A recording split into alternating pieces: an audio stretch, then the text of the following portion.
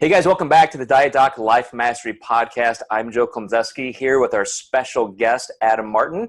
And we're going to continue on in our series, which is kind of a highlight reel of the Diet Doc annual conference just recently. We did something a little bit different this year in that we've always held panels, which I think is great because a lot of the program owners in our company have an incredible amount to share. We want to hear from everybody. But this year we picked some of our program owners to lead these. So they got to be with their peers, drawing out some information. And Dr. Adam Martin, a pharmacist and CEO of the Fit Pharmacist brand, did a special presentation about social media. And there's a reason for that, because he's quite good at it.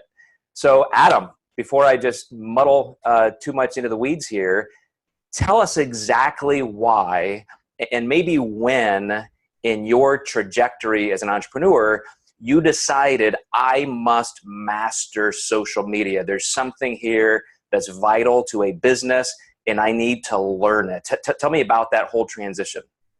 Absolutely, Joe. So first and foremost, thanks for having me on. Love the podcast. Love the Diet Doc. Been a part of it since 2013. And I always just seem to grow and learn so much from you and Corey and everyone else of the team. So thank you so much for all that you do. To answer your question, I think I did it opposite of what most people do. And what I mean by that is I approach social media as a community platform instead of how can I make money from this.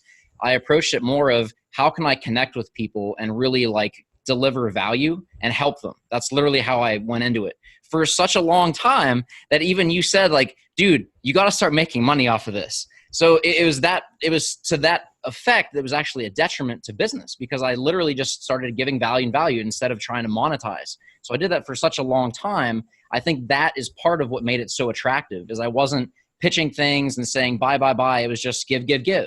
So tell me what that value is. When you say you give value, that's kind of a codified word that a lot of people might not understand. So in social media terms, and you as a professional who also owns a brand, when you're giving value, what does that look like? Absolutely. So I think that's niche specific, which is something that you taught me years ago. And my business, my social media, if you would check me out on Instagram, is at the Fit Pharmacist. And literally that's my niche, fitness and pharmacy. That's it. So when it comes down to answering your question of what value is that, it's fitness or pharmacy. So with pharmacy, that's things that will help pharmacists or pharmacy students. I made an ebook, 13 Errors to Avoid as a New Pharmacist. I'm a preceptor of students teaching new grads how to, be a good pharmacist. And I noticed through the years mistakes that kept happening time and time again. So helping identify those and lead them through. So there's an example is something specific to pharmacy to help them through that. Humor. There's so much stress with what we do as pharmacy. Comedic relief is huge. So I make a bunch of memes kind of poking fun at the stress that we go through. And then with fitness, that's where the Diet Doc comes in with providing quality content such as memes for how to eat on the go, nutrition tips, things like that. So that's what I mean by value is something that is helpful, whether that makes it simple or inspiring for my audience, which is people in pharmacy or healthcare looking to go towards pharmacy or into fitness more. So you said two things there that are perfect in identifying exactly the problem that I'm trying to highlight, which is you use the word audience, and then you also use the word niche. And kind of combining those two things for the value precept.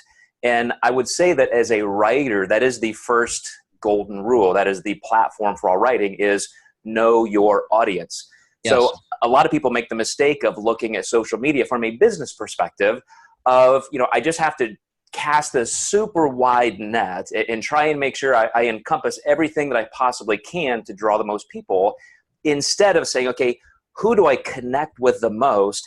And then I just have to make sure I'm thinking of that one avatar in mind, that one target demographic, because everybody else, they may or may not like that and they may stay, they may not. But for the audience that you really want to involve yourself in, you're basically curating that by the content you put out.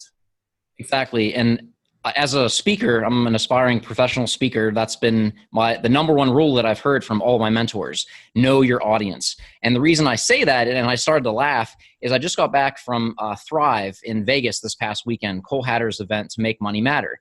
With that, he had literally the best speakers in the world come: Andy Frisella, Ty Lopez, all those people. But all of them were great because they knew their audience. It's a room full of entrepreneurs looking to make money matter in a way to give back. However, there was one that really bombed.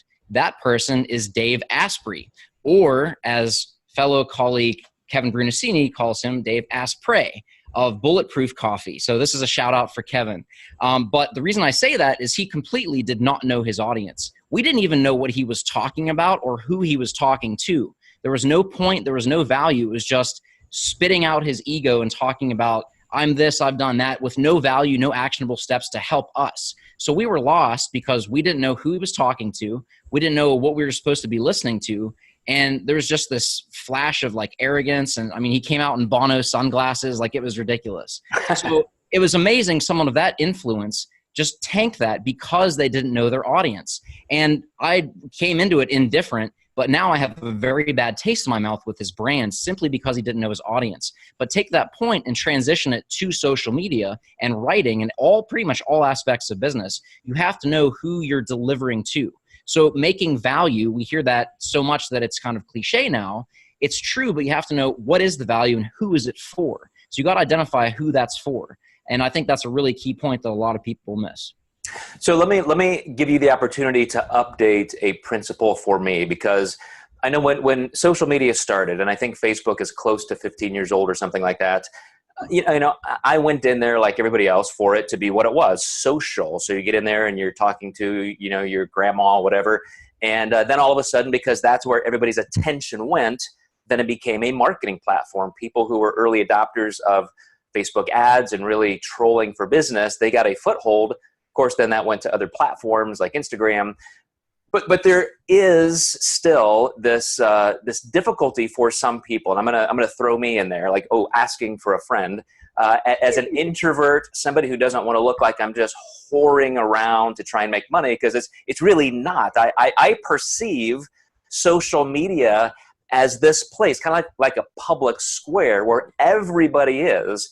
And if you're in that public square and you're just shouting as loud as you can, trying to sell, like who wants to be that guy?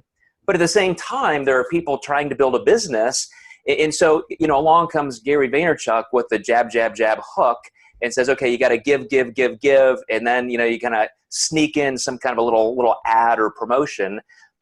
And I'm still somewhere on that continuum trying to figure out what is socially acceptable. What do people really respond to so that they recognize that you are an authority, you're a professional, they actually want your business information, but yet you're not just that guy? Exactly. Great question. Great point. And I think to simplify it as easy as possible, I would say it's consistent authenticity. And what I mean by that is, if you're doing all the things, like you're making a funny post, you're making a food post, you're talking about dogs, all this stuff, it comes back to what we said, know your audience and make sure you stay in your lane. So for me, that's fitness and pharmacy. I have a lot of other interests, but if I talked about all of them, people would get so lost they wouldn't know what I was talking about and look somewhere else. Because so many times people are confused or looking for answers. And if you're giving answers to all this stuff in different contexts, it's not going to help them. It's just going to lead to confusion. Complexity is the enemy of execution. So by doing that, it really confuses people. So that's the consistent part. But then it comes to authenticity. So if you're trying to be something you're not, people are going to pick up that that's really not who you are. And I know you say you're an introvert and you're naturally, you know, quiet. So maybe for you, writing is a better platform than, say, video. For me, I love to talk. I've got a loud mouth and I do it so much. I'm like, I should make a podcast and get some value out of this. So that's literally where that came from. But that's what I like. So podcasting and video is where I'm at. So trying to do things you're comfortable with, that people resonate with, those are key things to stay consistent in your lane with what people resonate with. But it really comes down, you got to ask yourself, is what I'm putting out there, is it about me or is it about helping other people? And when I say that, that might sound a little vague. But if you look through your feed or you've come across accounts that just struck you a wrong way, or you think this is arrogant or whatever, that's exactly what I'm talking about. The vibe that you get from that account, from that person, that's kind of their ego shouting versus I'm actually here to help someone. And I think you can agree with some accounts you've seen, or maybe some friends you have that kind of portray that, maybe not even realizing it. So that's the whole thing of, real life versus social media.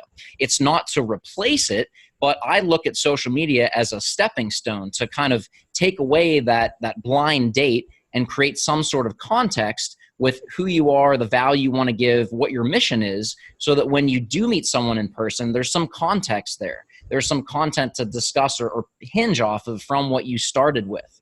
And that's not always the same with some people. There's a lot of people that are one way in social media, but a totally different in real life. So if you can create consistency with that, that's another way you can stand out. And you preach this all the time with the Diet Doc. Get out in your community, get with people, be in front of people. So if they see in person you're similar to how you are on social, that is another way that you're building trust with your clients, with your friends, and with your business partners.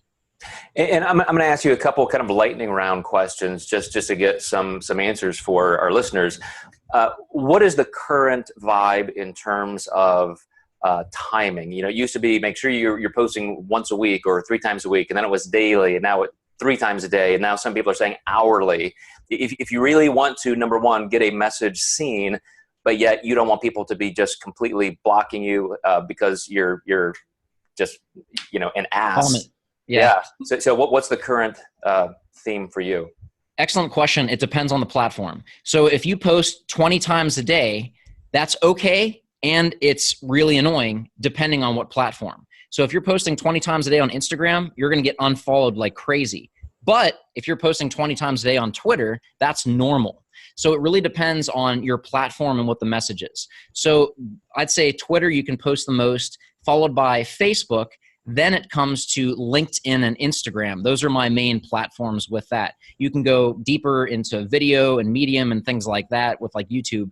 But for all intents and purposes, Twitter, you can do frequent because it's just your thoughts, literally. Facebook, your page, you can do that, multiple times a day. Instagram, I wouldn't recommend posting than once a day, but you don't have to. The key is being consistent. So if with your business, if everything else, using myself as an example, I can realistically stick to 5 times a week. So that's my post schedule. It might vary time to time, but there's certain keys that I do. So I post a podcast on Monday.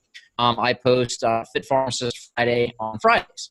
Everything else kind of dictated by my schedule and how things pan out because life happens. For other people, twice a week is what they can manage. So if you're going to be less frequent, you really want to make sure that when you do post, it's really good content. Have a really good photo or have a really good quality video. So the key isn't necessarily come to Instagram, the frequency, as long as you don't overdo it. And when you underdo it, make sure that you post when it counts. Do you have a certain ratio of professional posts versus just kind of fun or the humorous things or personal things? Yeah. So are you talking about in general or are you talking about Instagram specifically? In general.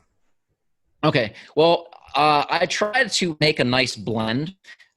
Twitter, I don't use too much. My 2 main things are Facebook and Instagram. And I find with my niche that humor really resonates strongly. So I try to incorporate a rough mix on Facebook, half of about actual content. Like I just posted one earlier today about how a new study came out talking about how exercise can really help to elevate moods and help things, mental disorders, which is huge.